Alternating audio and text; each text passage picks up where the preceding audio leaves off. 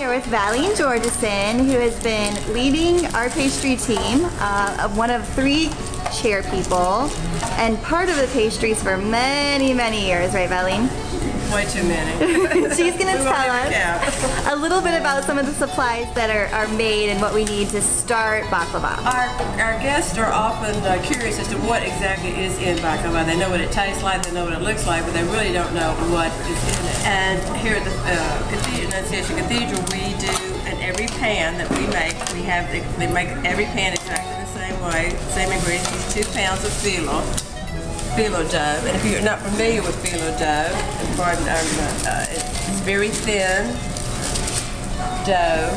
It's easy to work, well, it's tricky to work with. You have to work with it very fast because it dries very easily, but they're thin little sheets of dough, like this. That one's torn, but this is a sheet of phyllo dough. And we go through thousands of pounds of phyllo dough.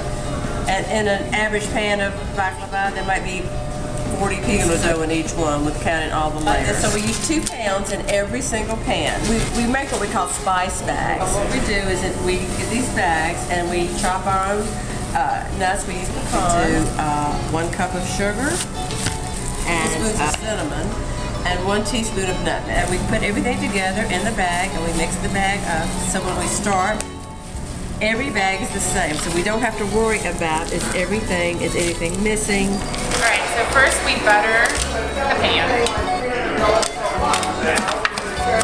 We're making 450 total. I think today we've made 40 to 50. So of course we need our phyllo. We're going to put 8 sheets on the bottom. And the first 8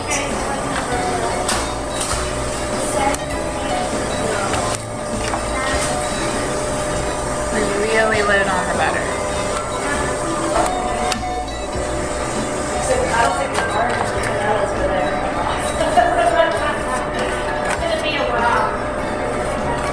We're moving on with the next steps of actually preparing the pans of baklava, and we're layering the phyllo. It looks like we're continuing to paint that butter with the paintbrush. And we're coming back for sprinkles of that spice bag mixture we learned about.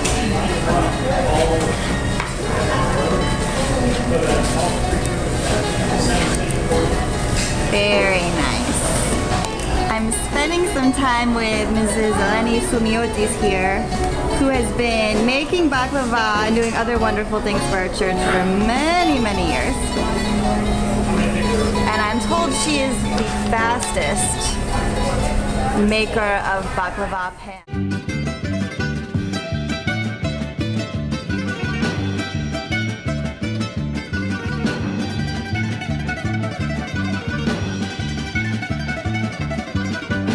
I'm spending a little time with Presbytera Evie Kaplanis, and she is finishing a pan of baklava, so she's going to tell us a little bit about how that process works. You try to enclose all the nuts with the phyllo after the process that Mrs. Eleni Soumiotis gave you, so I'm just finishing. So the rest of the baklava, in all honesty, you don't have to put as much butter, but the top layers need the most so they can stay intact while they're baking and they don't fly all over. So we're talking about the geometry of baklava right now. Yes. 36 triangles out of this pan. And one side to the other side, the ratio has to come out to be approximately 1.6. 1.6 is the ratio. This is the divine proportion. It's the divine proportion. The divine proportion, designed according to the pyramid at Giza or the Parthenon in Greece.